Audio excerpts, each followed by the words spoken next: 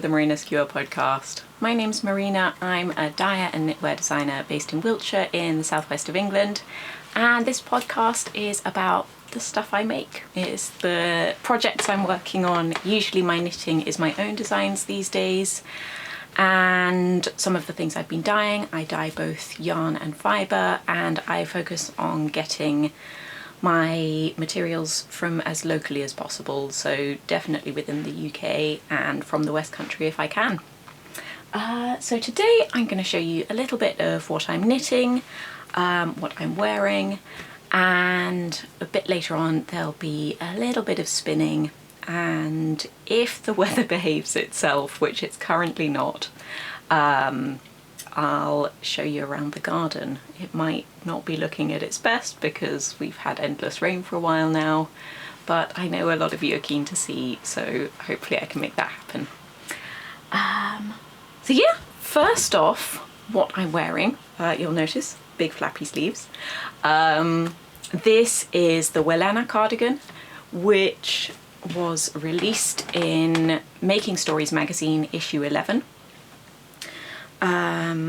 It was originally released back in March, and the pattern rights have now returned to me, so it's available as an individual PDF pattern as well.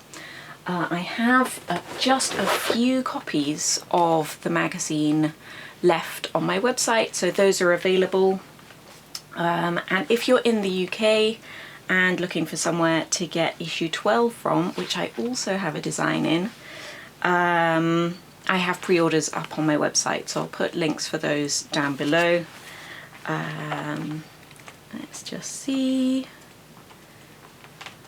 I always do this. I never actually find the pattern. This one here. The photography is beautiful, and in the magazine and in the pattern shows it slightly to better advantage because the sample is a size 3, and in my sizing, which coincides fairly closely with Making Stories sizing, I'm usually a size 2, so this has a little bit more positive ease than it's designed with. Like you can see, it's a little bit loose around here and around the shoulders, so I'll tell you a bit about the design because quite a lot of thought went into this one. So the theme for the magazine was seashore, and it's a spring-summer issue, so the idea is that I wanted to create something that would be good for layering. I wanted to do a cardigan, but something that would be good for just sort of throwing on, like if you've been in the sea and you've just toweled yourself off and you don't want something really clingy, and just something that's easy to put on and take off again. And so I thought a slightly boxy body, and then these nice big loose sleeves, and the big feature is the cables that run down the sleeve, that also, if I show you, run down the back of the cardigan. Move my hair out the way for you a second. And so if you can see here, the cables, they start on the upper arm and they get wider as the sleeve flares, and so the sort of the width of the cable panel kind of follows the width of the sleeves. On the back is just sort of straight from the underarms down, and so the cable panel kind of takes up a bit more space visually towards the bottom. But I just really wanted to capture that kind of elegance, and so the cable pattern, I wanted to do something quite unusual. I wanted to come up with a really nice, elegant cable that was kind of the opposite of what you would find on a traditional Aran jumper, which tend to be lots of sort of simple rope cables and honeycomb and lots of crisscrosses, and I wanted this to be sort of more swooping. So the cable is inspired by seagulls' wings in flight. It's funny because I love seagulls when they're flying. When I'm by the beach and they're up there, they're wonderful. I've also lived in Bath, which if any of you have visited Bath, is a nightmare for seagulls. They'll steal your lunch, they'll do awful things to your hair if they happen to be flying over you at the wrong time. And Bath isn't by the sea, they shouldn't be there. They get into all the rubbish bags. Seagulls at ground level are terrible. But there's something about their wings when they're in flight that I really love, and I wanted to capture that in these cables. And the shoulders, if I can show you there, we've got a simple pearl line down there, which mimics the pearl line that we've got over the top that then leads into the cables.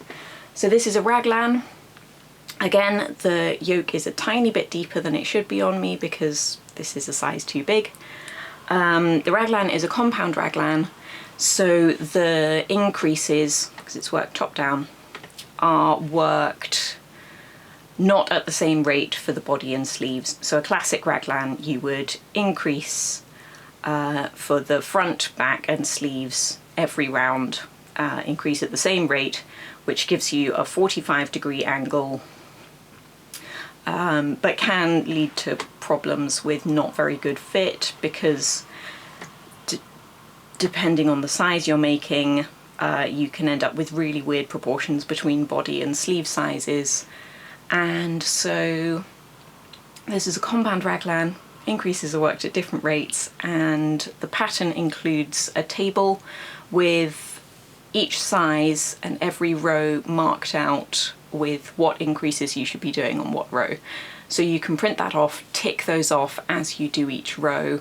You don't really have to think too much, and it takes care of some of that tracking at the same time instructions, which can be not the most fun knitting. But it's worth it because it gives a really lovely fit, and yeah. It's also that table. It was the idea of the publishers at Making Stories, and is definitely something I'm going to be including in any future raglans or saddle shoulders where there's a lot of different increases or decreases happening at the same time. I think for that particular case is a really, really good thing to include, and it is so much more work to put together, but I think it's really worth it. Just for a better knitting experience, and it means that you can cross-check the written instructions with that so you know exactly where you are. And yeah.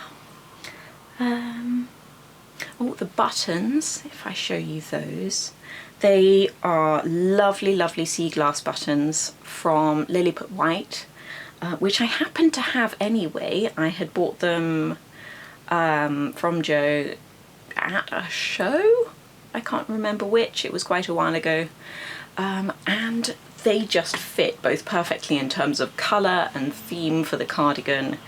And they're a bit unusual. They're not necessarily the kind of buttons I would usually go for. I tend to go for something a bit more kind of classic and possibly dull.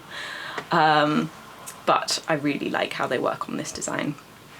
So yeah, also the button band is worked at the same time as the body. There's like the tiniest bit of ribbing here, and it's just enough to keep the neckline nice and flat. And so the construction is slightly unusual. You start at the centre back of the neckband and work out from there, and then pick up stitches from the neckband to start working the cardigan, and then you work the neckband alongside the rest of the yoke. And so it means you don't have to pick up a load of stitches at the end, which is super fun. Yes, so this is available in Making Stories magazine and on my website and on Ravelry.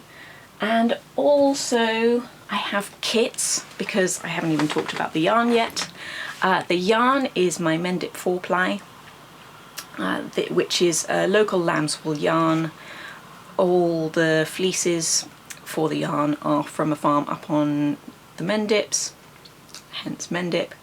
The farm's called Fernhill Farm. I've worked with them a lot in the past, and if you are local or a spinner, you've probably heard of them. They produce beautiful fleece, and they're an eco farm, so they're doing their very best to regenerate the land that they're working on using sustainable practices and good land management. This is the colour teal on the cloudy base because I have a white base and a grey base. The grey base is cloudy, the white base is called sunny, and I dye the same colours on both, so you get pairs of colours. So I've put up a few kits just in a little selection of colours on my website. You get the pattern and the yarn.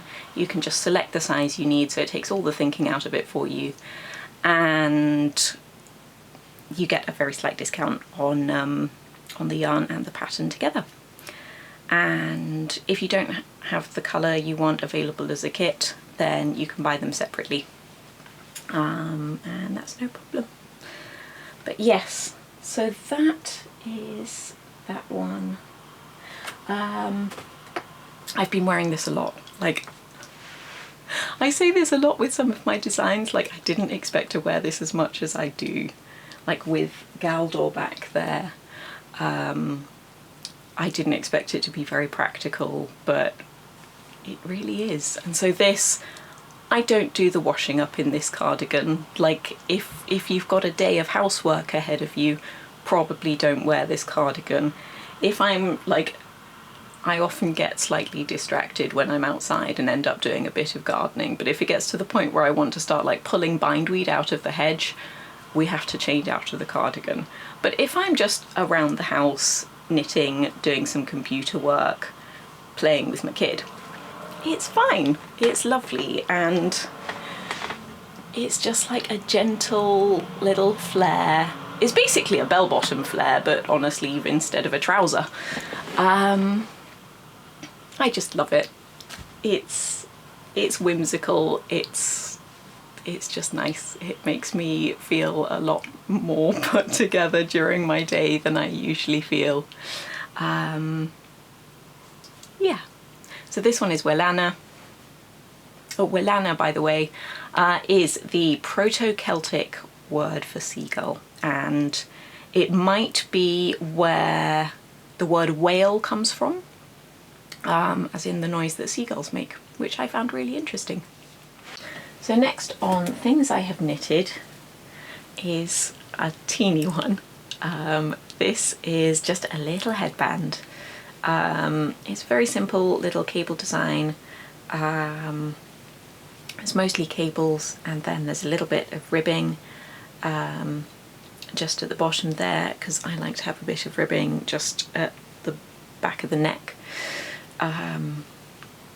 And this is going to be a design that I'll release. It's not out yet because I'd like to make a couple more versions in different yarns, because it's designed so that you can make it with any gauge of yarn and you can completely customize the length of it, because it's worked end to end and then grafted, rather than you cast on all of your stitches and then work it up circularly. So if I just show you, it's not going to be styled optimally, but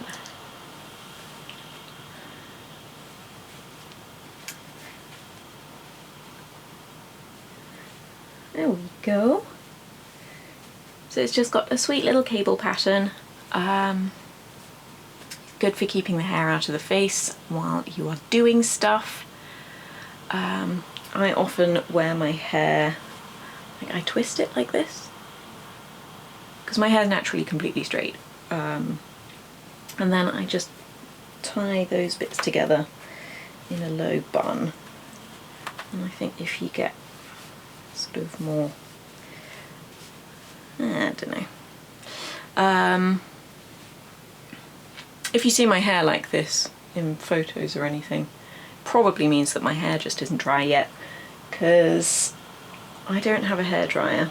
I had one, like a really rubbish one, for about 15 years that I only ever really used for drying knitwear, and so when it blew up I just didn't replace it, and so I just let my hair dry naturally now. So I often tie it up so it does a little bit less sort of dead straight stuff. Little cable headband.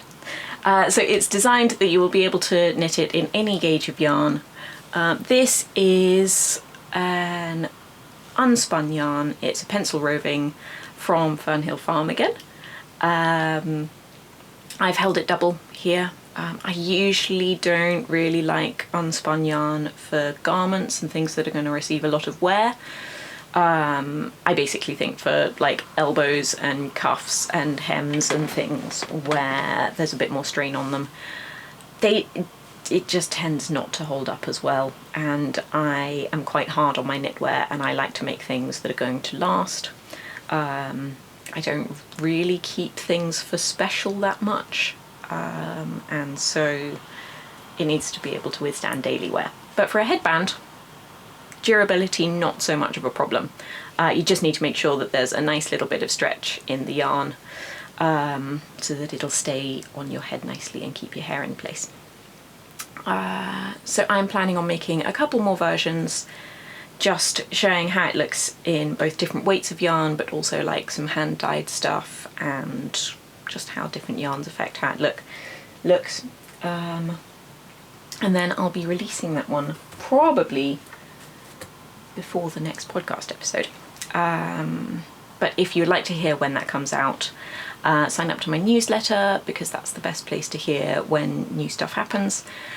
And I don't send them super frequently. They're usually like once a month, once every 3 weeks, but then I might send one a couple of weeks in a row if I have just lots of stuff going on, lots of new things to talk about. So I'm not spammy, I'm not sending them just for the sake of something to send. It's usually when there's something actually happening that I want to talk about. And I'll put a link to the newsletter down below so that you can sign up there. And you also get a 10% off everything in my shop if you sign up, which is really handy. So yes, I won't be test knitting that one just because it's a lot of admin work. I have a limited amount of time. Test knits are great for more complicated things and for showing how things look on different bodies, but this one, it's a headband. I'm planning on making a couple of different versions, and yes, probably not worth the admin time. So yes, that's that one. Excited about that. Think it's sweet. Think it'll be really nice in time for autumn, for just feeling really cozy. I mean, most of summer has felt like autumn here. It's still raining quite a lot outside, and leaves are beginning to turn. They're going, and it's August, and it's ridiculous. But yes, next up is the project I've just been knitting on, and I'm very excited to be working on this one because I've just finished another sample for a magazine which I can't show you, A, because I'm not allowed, and B, because it's hopefully already arrived at the magazine. So I had to finish that one before I could start this one, and I'm very pleased with it. So this is not looking like much at the moment because I only cast it on a couple of days ago. This is the beginnings of a cardigan. It'll go like this. These little shoulder pieces. So it's going to be a saddle shoulder. So I've got live stitches at the edges here. Those will be picked up for the sleeves when the body is done. So this design is going to be part of my West Country collection, which, if you saw the last episode, I showed my tree hay tank, which is currently in test knitting. Very excited about that one. I think it's really pretty. And if you want to see about that one, go look at the previous episode. And so this one, the design, where do I start? So the collection itself is going to be a number of patterns, hopefully 5, we'll see. Using yarn that's been produced entirely within the West Country in the southwest of England. So it's been grown on local farms and then processed and spun at local mills, and then I'm designing with it. And the designs are being inspired by my visits to the farms where the fibre has been grown. So the idea is taking inspiration from the landscape where the fibre has its origins and sort of the situation where it's from, because I think it's really important to tell the stories of where materials come from. Like, we've lost so much of that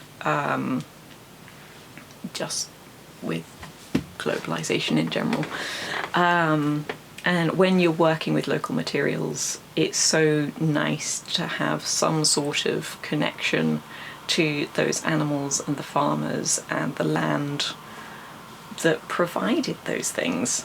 And so I am visiting the farms that the yarn comes from and using that to kind of inform a bit of my design. And so in this case, the yarn is from Gullet Barton down in Devon, which is a very old farm. It was originally a little fishing hamlet, and it burnt down quite a number of years ago.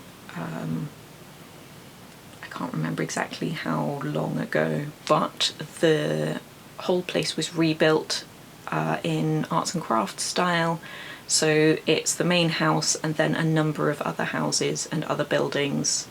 And it's all nestled down in a tiny little valley that leads out onto Salcombe Estuary.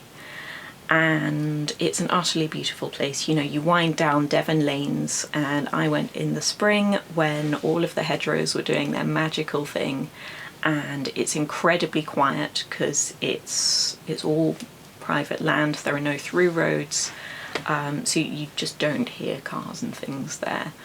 And you sort of wind your way down through lanes and really steep fields and everything, and then you just see this collection of roofs by the sea in the bottom of this valley, and it's just the most picturesque thing.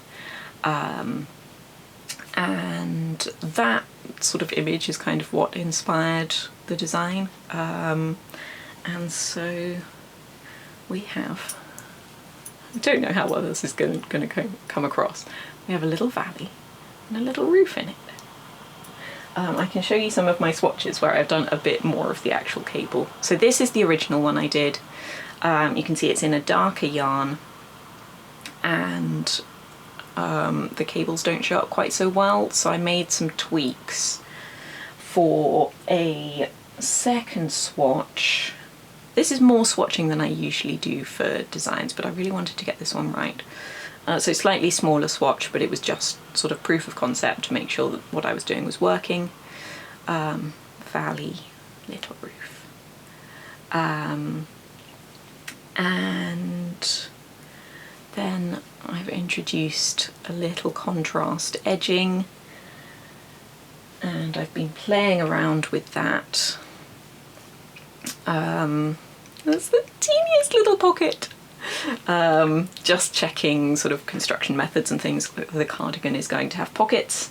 The idea is that the designs in this collection will be quite practical, like they are things that you can wear outside whilst doing things, and theoretically you should be able to wear them all together if you are into the wool on wool on wool in all natural sheepy colours look.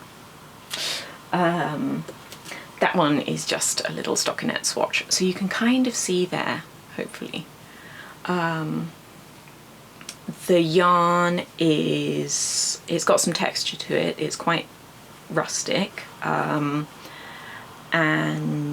it's not 100% consistent throughout, which I really love. I work a lot with hand spun yarn, which tends to, again, not be completely consistent, at least when I do it. And so you just get like a little bit of visual texture in the stockinette, which I really enjoy. And incidentally, my Mendip yarn I used to have a beige base instead of the grey base, and I had to discontinue it because there wasn't enough of the brown sheep in the flock anymore. One of the things about working with a living resource is that things change. And so this is very, very similar in colour to the original Mendip Stormy. So what they do with their yarns at Gullet Farm is they have a small number of Shetlands, and the Shetlands have an enormous variety of colours in their fleeces, and they happen to have quite a broad range of colours within their little flock, and they take individual fleeces that are interesting colours and then they blend them with sort of suitable colours either from their own or from neighbouring flocks. And so this one that I'm working with is, I think, oh, is it Isla or Ida? I think this one's Ida. And it's then, so she's a Shetland, and then that is blended with some Romney because they have more Romney sheep. And so they have larger quantities of the Romney, and I think they've got neighbours who have Hebrideans and some other breeds that I don't remember. But I'll put their website below so you can go and have a look because their yarn is gorgeous. And I really love that approach of taking a special fleece and then kind of lengthening it a little bit by blending it with something that you have a bit more of, but making that colour of fleece be the highlight of the yarn.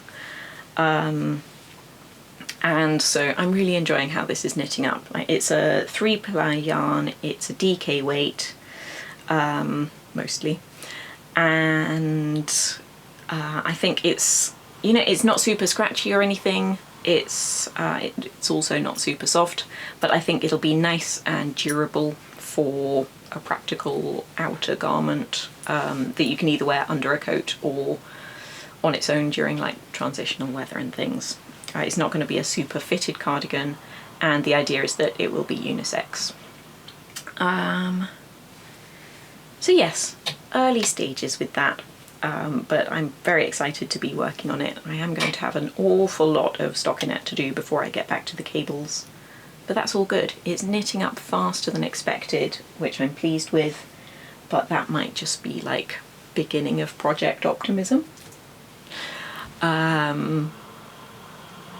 So yes, now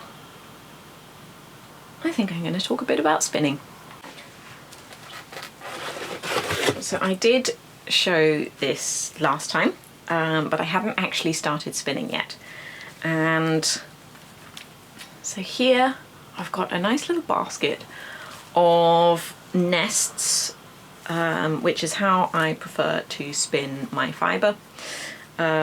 I like to do quite a bit of pre-prep, whether I'm working from bats or dyed top. And so I thought I would just show you a little bit of how I am spinning it, because it's been a while since I've shown you anything that I'm actually making while I'm doing it. And so this is my Skua blend, which is a blend of 5 breeds. It is Dorset Horn, Cheviot, Manxlochten, Teeswater and Jacob. That's the fastest I've ever been able to remember them all.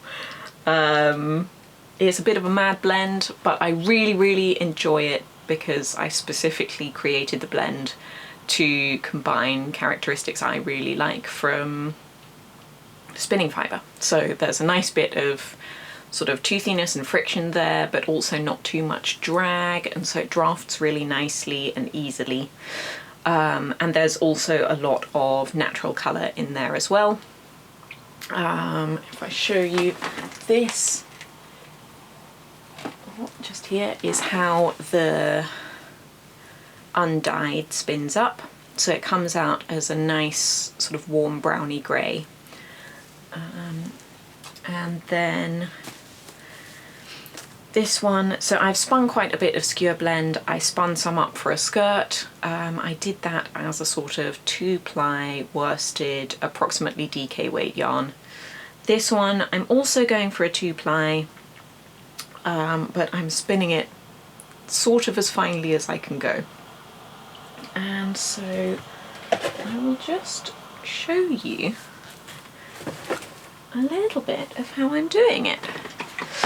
Because I've already spun an okay amount. I've almost got a bobbin full here.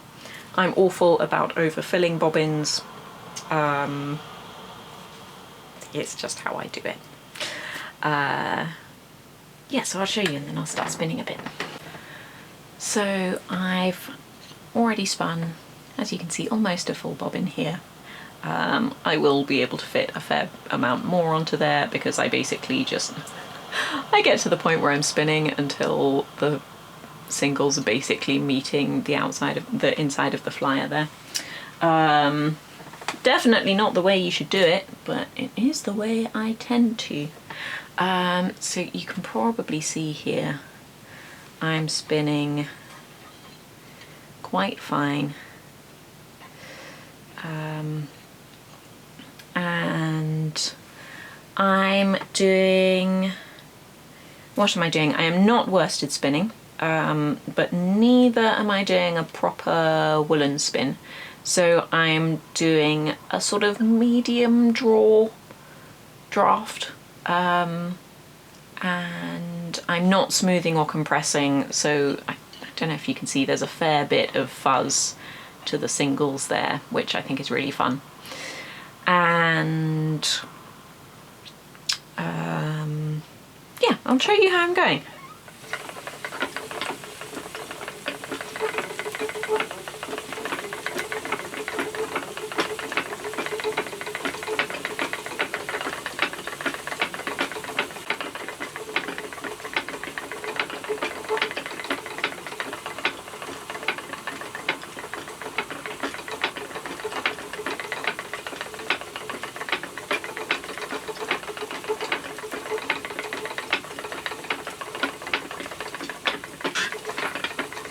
So the fact that I've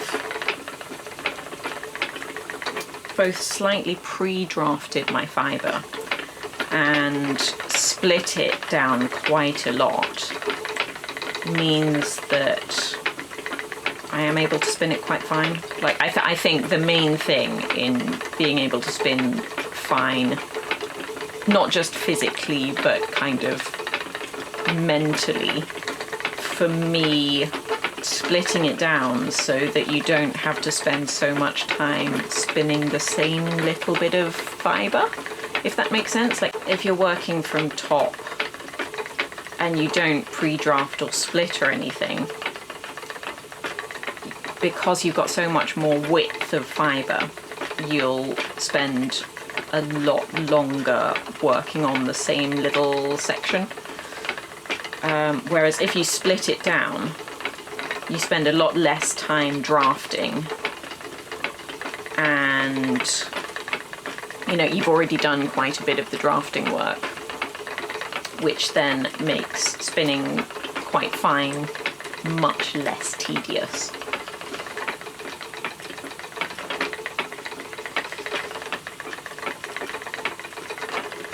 And this blend has quite a few quite long staples in it, which makes it a little bit easier to spin more finely, because it does break sometimes. I've broken it quite a few times when spinning this. But those longer fibres sort of help keep things together. So yeah, I'm kind of, with my left hand here, I'm just pinching oh so gently just to kind of draw the fibres out a bit. And holding everything very gently, like there's no pressure on the fibre anywhere. So it's very definitely not a worsted spin, but at the same time it's not a full woolen spin. I'd say it's kind of halfway between the two, possibly tending slightly more towards a woolen style. So I've got quite a lot more yarn to spin. Now I've got that whole basket, it's about 300 grams in total. So this is going to be an ongoing background project. I do have a lot of knitting deadlines on at the moment. As I have mentioned recently, there is going to be a certain amount of stuff I can't show you, which is very, very boring.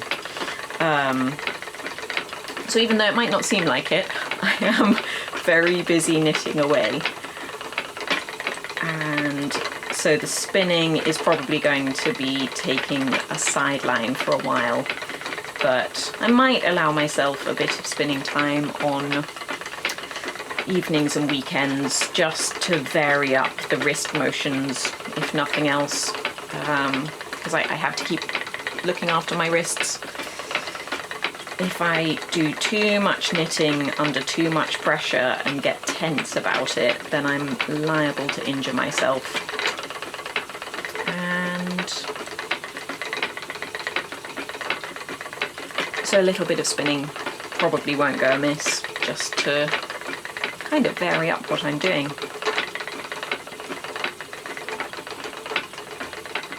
Oh, is that bit gonna break? Went very fine there. Oh, I think we might be okay.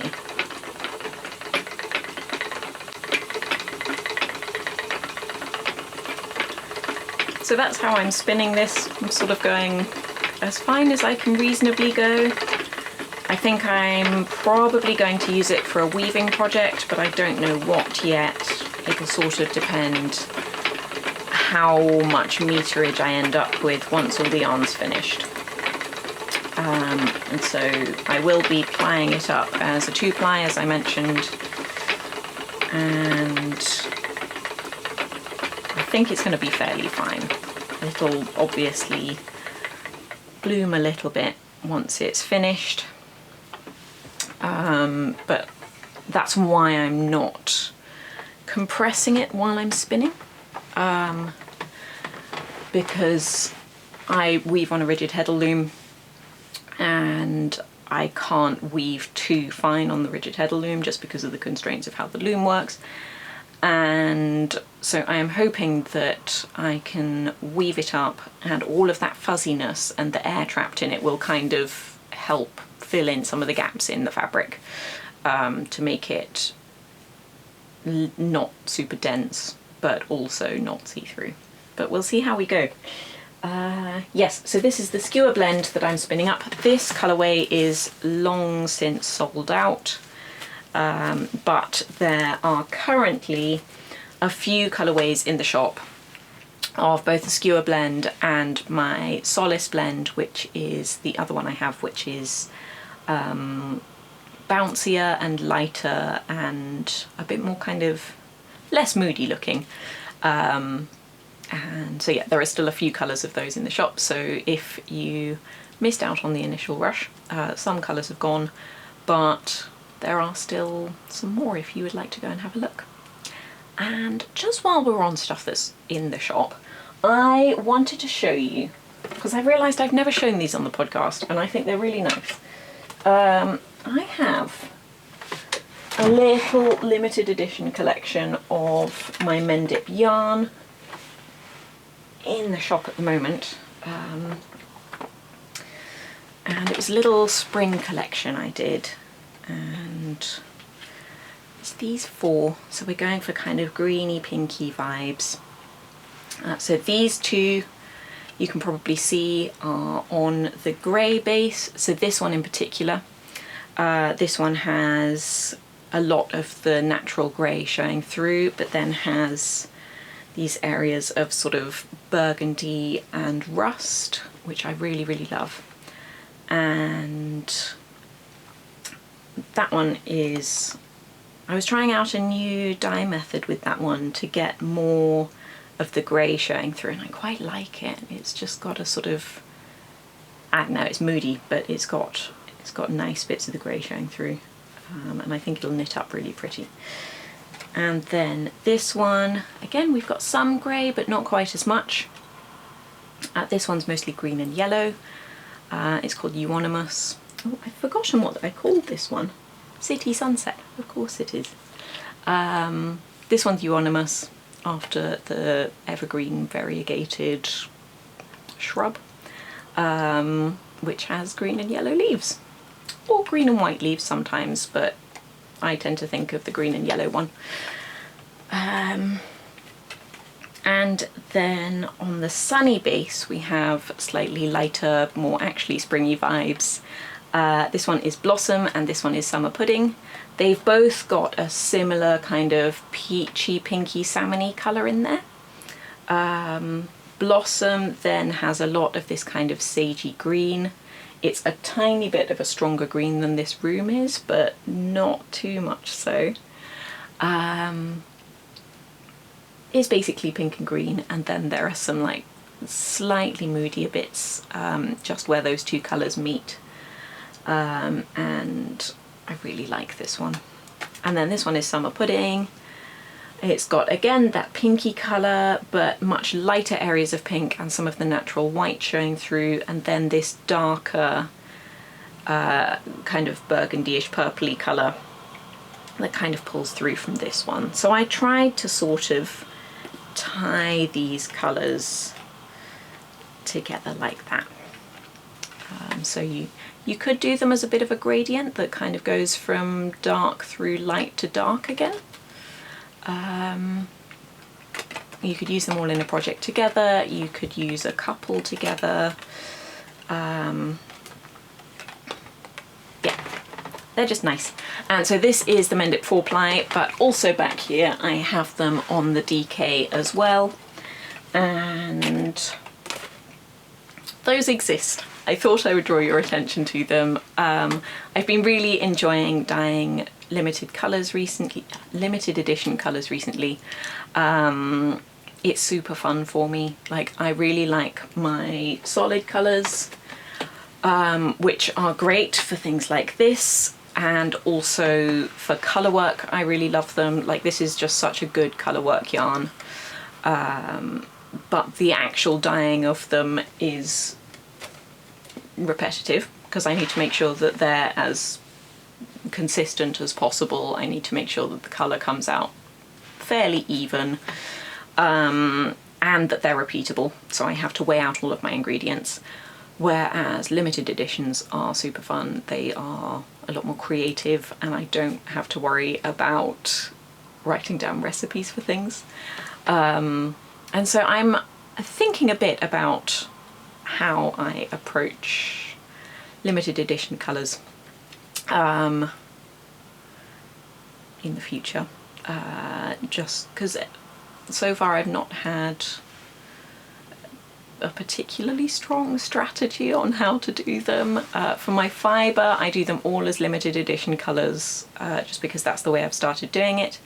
With the yarn, I periodically will do one or a little collection, and I was thinking, I don't know if it's a bit late in the year, but I'm tempted to do sort of a mini, I don't want to use the word mini because it wouldn't be mini skeins. I don't like mini skeins. I think they can be great for trying out a yarn, but in terms of getting a load of mini skeins specifically, I don't understand it. It's not for me.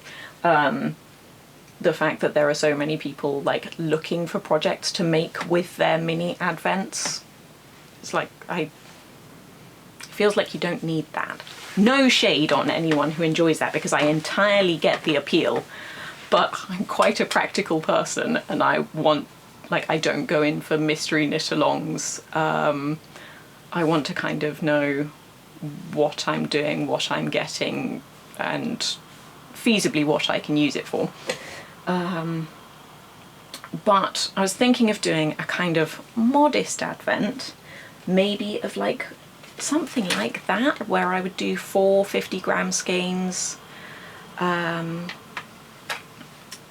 you do like one per week, rather than a little tiny one every day.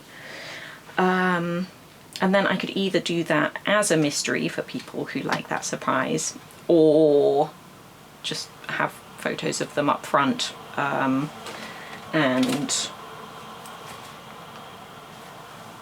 you can go for it or not. I'd love to hear if you are interested in that, because I've done yarn clubs in the past. I really like the concept of how I do yarn clubs in terms of the dyeing and the colours, but the admin and organisation behind it is frankly dull. So I'd like to find a way of doing limited edition yarn colours that's fun for everyone. So if you have any thoughts, if there's anything you'd like to see from me in terms of colours, and like how you prefer to get yarn, whether it's surprise or not, I'd really love to hear about that. And I've done things in the wrong order, because now I'm going to go back to talking about spinning. Now I've got a very unappealing looking box here, but it's exciting, I promise you. So I have had lots of people talking to me about spinning recently, and especially about how my fibre has kind of been tempting people to learn to spin, and over, I'd say, the last couple of years, I've heard of lots more people wanting to start to spin. And if you are one of those people, then my goodness, do I have something for you. I'm gonna do a little giveaway. People were very nice when I put out my last episode. I've been away for a while just because of life chaos, and so I thought it was high time I gave you something nice. So for the people who have been wanting to learn to spin and either need something to like push them towards it, or don't know where to start, or don't really have the means for tools or anything, I've got a little box of treats for you. So this is from Wingham Woolwork. They produce my wool tops for me, so the Skua blend that I'm currently spinning with, the Skua blend and Solace blend that I have in the shop, both in dyed and undyed colours, they process that for me. They're lovely humans. They also do equipment and stuff, and they've got a lovely selection of British breeds. And they have very kindly given me to give to one of you a little selection of British breeds. So we've got light grey Shetland, darker grey Shetland, that one is Manx Lochtan, that one is Black Welsh Mountain, then white-faced woodland and Cotswold. So you've got a lovely range of like natural colours and lots of different textures and things. They're quite different fibres. I'm not actually sure how much of each of those it is. I think it might be 25 grams. There we go. So that's 6 different breeds there of British breeds. And then a drop spindle, and also some hand cards. I shouldn't have taken them out of the plastic packaging, because they are nicely protected and not going to get bashed up in this box. So they come nicely packed. This will be an exception to my usual plastic-free packaging rule, because this isn't my packaging. And as they're already in it, I may as well leave them in there. So it's a little kind of introduction to spinning. Here's what you need to get started. The hand cards are a bit of a bonus, because you don't need those at all. But what I love doing is playing with blends, as you may have got from me talking about my fluff. And so with these, you could either just spin up each one, or you could spin up a little bit of each one and then like play around with the hand cards with blending up different fibres yourself. And you can use the hand carders for that. You can also use it for processing any fleece you might find. I say find, buy, get given. there's a lot of fleece around. And so you've basically got all you need there to start making some yarn. And so in order to enter to win, I'd like you to comment on this video and tell me a little bit about, you know, some sort of either why you would like to start spinning, what is it that has inspired you to spin, or like if you have a dream project of something you'd like to spin at some point in the future.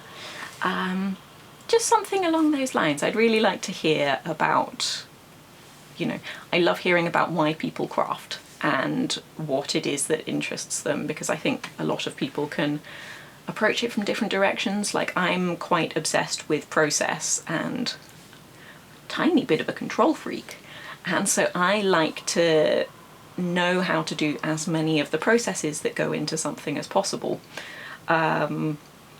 So that's what interests me about it. Like, you can get traceability on your fibres, you can design your yarn from the ground up, and that's fascinating to me.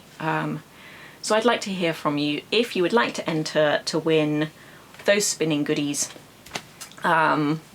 what it is that appeals to you about spinning. And yeah, just add a comment there. I'm going to include a link to Wing and Wool Works website. They're lovely people. They have loads of fibre and equipment. I like working with them, and it's really, really kind of them to provide something for me to give to you. So yes, and if you are commenting on the video, please just make clear that you are like wanting to enter for the spinning stuff, and then I will do a random selector thingy, make sure that the comment that gets selected is someone who is actually entering for the spinning stuff, and then I will get hold of you, ask for your details so I can send you this. And this will be open to pretty much worldwide, other than like countries that the UK has sanctions on, and I'm really sorry if you're one of those countries, you probably already know about it. But yeah, otherwise the competition's open worldwide, and I will send that to you. I should tell you when I'm going to pick it. I imagine I will announce it in the next video, so as well as replying to your comment, I'll announce it in the video, and then yeah, I'll hope to hear from you. So this already feels like quite a rambly episode. I've talked about lots of things, and I still have lots of things left to talk about that I haven't yet mentioned on video, but I'll be saving those for future episodes. But just quickly, I'm going to show you the garden.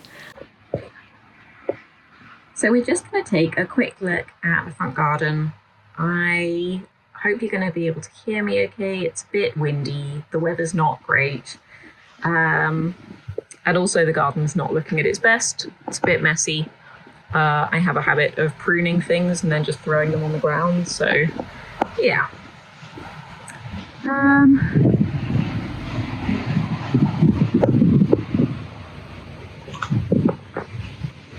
So this is August now, so the Rudbeckias are looking really nice here.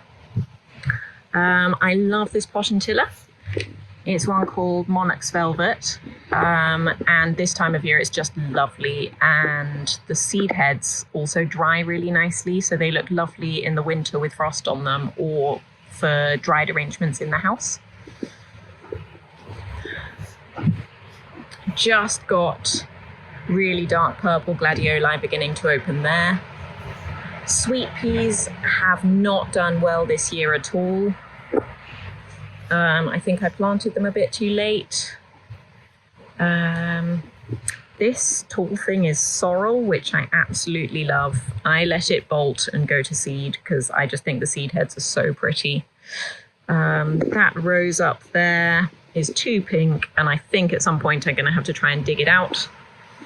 I love this sanguisorba. It doesn't show up well on camera, but it's just so beautiful, and I'd quite like to divide that one in the spring and put more of it around the rest of the garden because it's lovely. And then there's lots of tall yellow stuff at the moment. So this bronze fennel is looking really pretty. This echinacea is much pinker than it was last year, and this yellow one seems to have just kind of reverted. I have heard that like fancy echinaceas can do that a bit, like they tend to change colour year to year and they just end up being purple, but this yellow is completely unexpected. I love this cotinus. It is very weighed down with rain at the moment. It's all floppy. But it's one called Ruby Glow, and it's really pretty, and I think it works nicely with the sanguisorba there. And my black hollyhocks. This bit of border is a bit skinny still. I still need to dig out here and make this border deeper. I like deep borders. I don't like little skinny margins of plants. There's Mahonia I've been working hard on. I pruned it quite hard in the winter and it's looking much nicer now. This hydrangea I love. I'm not keen on pink and blue hydrangeas, but the white ones I'm really keen on. And this was a present a few years ago, and it's finally looking really, really happy. This cornus, I believe, is one called Wolf Eyes. It's a Kusa, and is just beginning to put on new leaves now. And they've got this really nice sort of bronzy, pinky colour to them.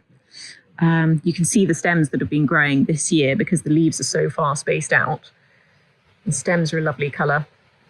But we've had so little light this year that everything's getting quite leggy. Lots of verbascum. This holly's doing nicely. It's sort of to help provide a bit of screening because that's a deciduous hedge and we've got a road there. Little collection of shady things here. So we've got an epimedium, bit of bindweed there that needs to come out. It keeps creeping in from next door. Dandelion. I've got weeds everywhere. This one is a holly fern, which is really, really fun, and they can get quite big. I've only planted that one recently. And then that's a hosta that I believe is called Fire and Ice. And the ferns are doing nicely. There's another one over there. This is one I divided from that one. That one's, it's got some leaves that are dying back a bit. I don't know what's wrong with it. This is a thalictrum I planted that is just hating life. I think it's been too damp for it. It's not had enough sun. We'll see how that goes. I think it's got a bit mildewed. Hypericum or St. John's wort is just about to start putting out berries. Just a couple of little flowers left. Viburnum plicatum, namesake of my plicatum hat and mitts, already thinks it's autumn, so the leaves are on the turn. I love this helenium that's looking a bit the worse for wear. It's a really, really lovely colour. It's flopped a bit because of rain. And also I think this fence gives it too much shade, and so it's leaning out into the garden to try and get a bit more sun. This choisia I absolutely would not have chosen. It's too limey, zingy, yellowy, but in the middle of winter, it's amazing. It's just so cheerful and bright, and looks really nice with the Anothera next to it. Evening primrose that just keep getting taller and taller, and some of them are taller than me now. This hydrangea has to go. Look at it. It doesn't go with anything else because the person who planted it had the opposite taste in plants to me. Eventually I'll dig it out, but at the moment I don't have anything better to replace it with, so it's gonna have to stay there. Oh, we've got a bumblebee on our buddleia. Hello, bee. I have been seeing, oh, there's another one up there, look. Oh, he's on me. Actually, I believe it's more likely to be a she. I don't remember. You go on that plant again. Go on. There we go. Tiny interlude while I return the bee to his flower. And then we've got a big old teasel here.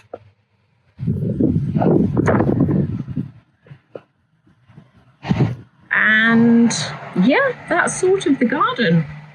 The lawn is in need of a mow because most of the wildflowers that we had growing in there are now over. We only mow the lawn like a few times a year because we do get lots of wildflowers growing in there, and I really like it. It looks a bit scruffy, but hey ho, I'm never going to have an immaculate garden because, you know, I've got a pile of tiles and a horseshoe that I still haven't moved. Oh look, these are about to come out. That's going to be really exciting. So yeah, some things are looking a little bit bedraggled, but overall I quite like how things are doing.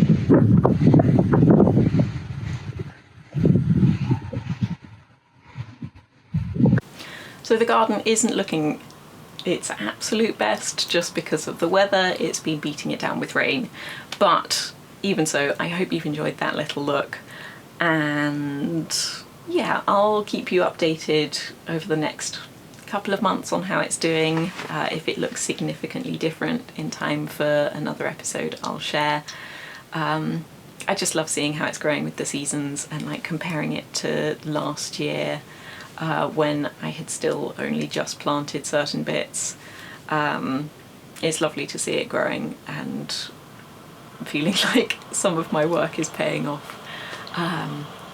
So yes, thank you very much for watching and sticking with me. I really hope you've enjoyed this episode, and if you want to keep up with what I'm doing in between episodes, you can sign up to my newsletter, which I've already talked about. You can follow me on Instagram, and you can sign up to my Patreon, which is a way of helping keep this podcast going, and also you get discounts on yarn and patterns, you get access to an exclusive Discord group, there's a bonus monthly video every month, obviously, of usually some kind of process or making or a specific focus on something I'm doing. And there are monthly Zoom calls, and it's a nice place to hang out and also help support my business a little bit. So yes, I hope you've enjoyed this, and until next time, bye bye.